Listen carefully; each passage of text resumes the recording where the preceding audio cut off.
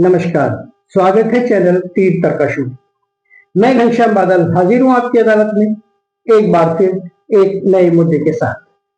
मुख्य चुनाव आयुक्त ज्ञानेश कुमार ने देश के 9 राज्यों और 3 केंद्र शासित प्रदेशों में SIR यानी special intensive revision of the voter list की घोषणा आज कर दी। उनके अनुसार बिहार में 7.42 करोड़ लोगों कि वोटर लिस्ट तैयार करने में जिस प्रकार से सफलता मिली और इस कार्य के पूरा होने के बाद एक भी आपत्ति दर्ज नहीं की गई, इसे बड़ी भारी सफलता कहा जा सकता है।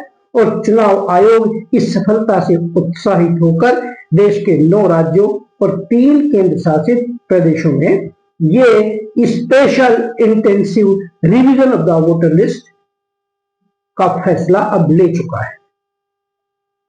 27 अक्टूबर की रात को ठीक 12 बजे वोटर लिस्ट फ्रीज कर दी जाएगी।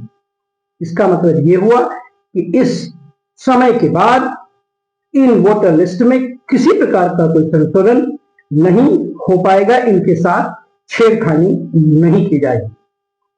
यदि इन 9 राज्यों की लिस्ट पर हम एक नजर डालें तो इन राज्यों में हैं उत्तर प्रदेश, मध्य प्रदेश, छत्तीसगढ़, गुजरात, गोवा, राजस्थान, केरल, तमिलनाडु और पश्चिम बंगाल।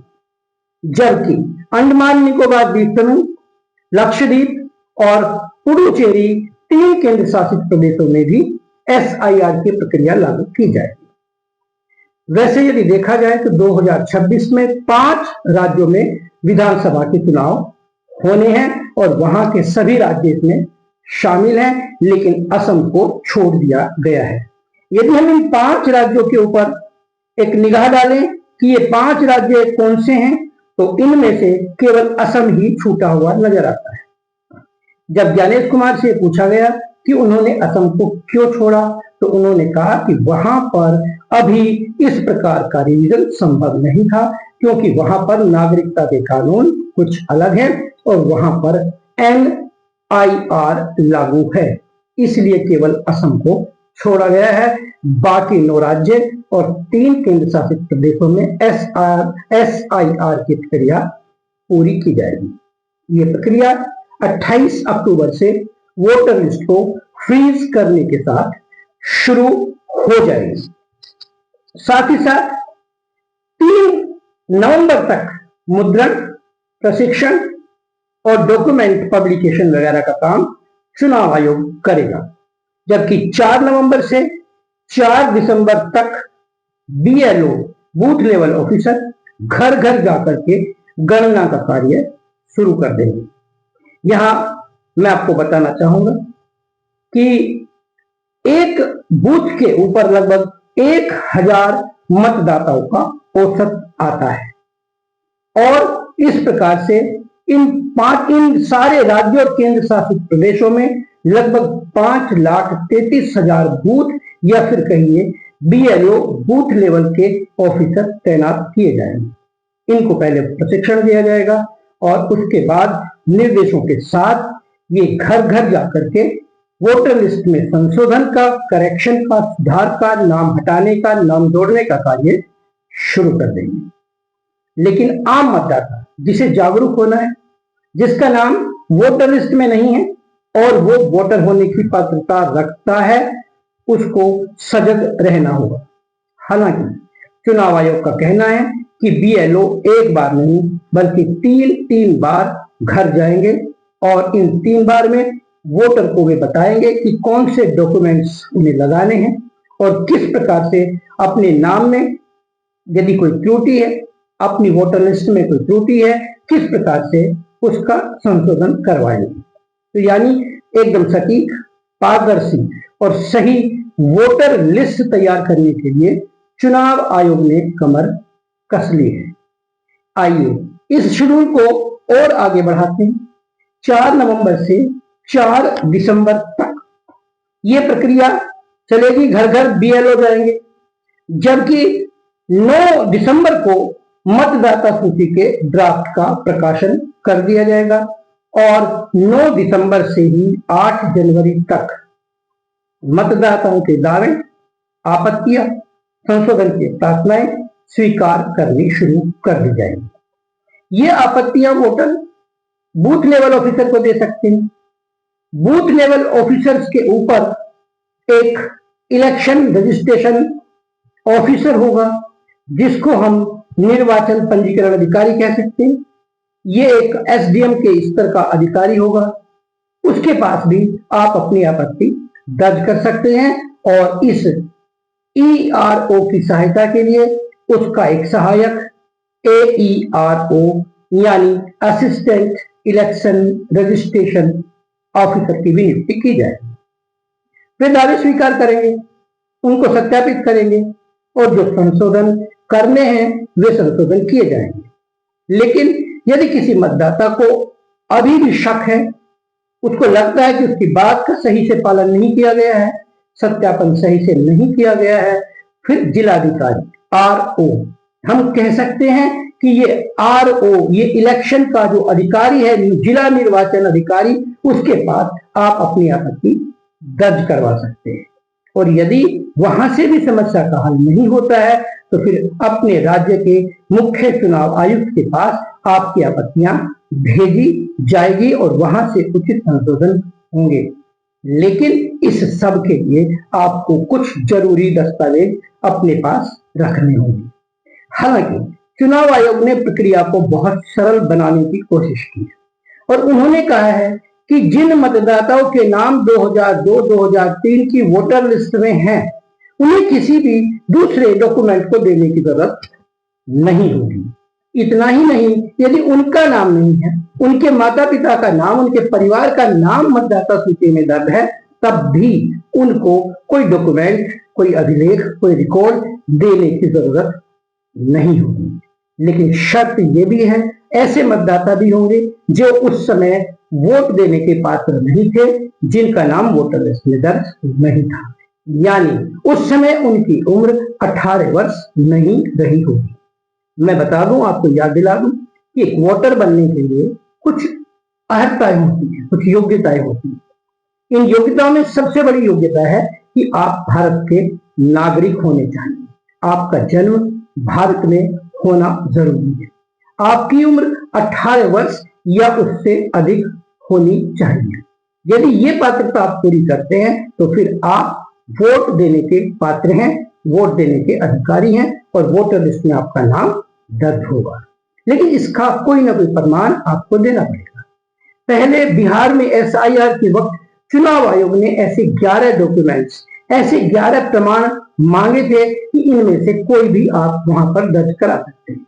इन 11 प्रमाणों में जन्म प्रमाण पत्र से लेकर के आपका डोमिसाइल, राशन कार्ड और इसी प्रकार के आपका मैट्रिकुलेशन का सर्टिफिकेट, आपके नाम कोई मकान, दुकान, उसकी रजिस्ट्री, आपके पास जाति का कोई प्रमाण पत्र हो, आपके पास ड्राइविंग लाइसेंस हो, यदि आप कर्मचारी हैं तो आपके पास आपका परिचय पत्र यानी आइडेंटिटी कार्ड हो, पेंशनर है तो आपके पास आपके विभाग का कोई आइडेंटिटी कार्ड हो या फिर आपके पास पासपोर्ट हो। बिहार में नेताओं की आपत्ति के बाद इसमें आधार को भी जोड़ दिया गया, यानी ये 12 ऐसे प्रमाण हैं, ऐसी आपकी आईडीज हैं जिनमें से किसी एक को दिखाकर आप अपना नाम मतदाता सूची में दर्ज कर सकते हैं। यहाँ दिखाने का मतलब केवल दिखाना नहीं है, बल्कि उसकी सत्यापित प्रतिलिपि आपको बीएलओ को उपलब्ध करानी होगी। आप अपनी मतदाता सूची में अपना नाम जोड़ने के लिए ऑनलाइन और ऑफलाइन दोनों का इस्तेमाल कर सकते हैं। ऑफलाइन में बीएलओ, बूथ लेवल अधिकारी आपके घर आएंगे, आप एनुमरेशन जो फॉर्म आपको वो देंगे, जो नामांकन का वोटर लिस्ट में दर्ज करने का एक फॉर्म दिया जाएगा, उसकी सारी एंट्री पूरी कीजिए, प्रमाण पत्र साथ में लगाइए और उसे बीएलओ को सौंप दीजिए। उससे उस फॉर्म की पावती आप प्राप्त करके अपने पास रखिए। यदि आप नेट सेवी हैं, इंटरनेट पर काम कर सकते हैं, तो फिर ऑनलाइन भी आप ये काम कर सकते हैं। और इसके लिए आपको चुनाव आयोग की वेबसाइट पर जाना पड़ेगा, जिसका पता है http:// voters.eci.gov.in इन। इस वेबसाइट पर आप जाइए या फिर आपको जाना होगा वोटर हेल्प लाइन पर और वहां पर आपको एनिमरेशन फॉर्म मिल जाएगा।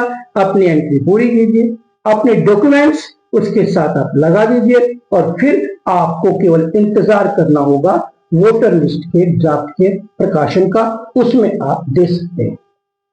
अभी चुनाव आयोग 2003 की जो वोटर लिस्ट है उसको उपलब्ध करवा देगा, यानी उसके आधार पर आप देख पाएंगे कि आपका नाम वोटर लिस्ट में है या फिर नहीं है। यानी अब आप तैयार हो जाइए, चुनाव आयोग ने अपना काम कर दिया है, अब आपकी बारी। आपको जागरूक रहना है।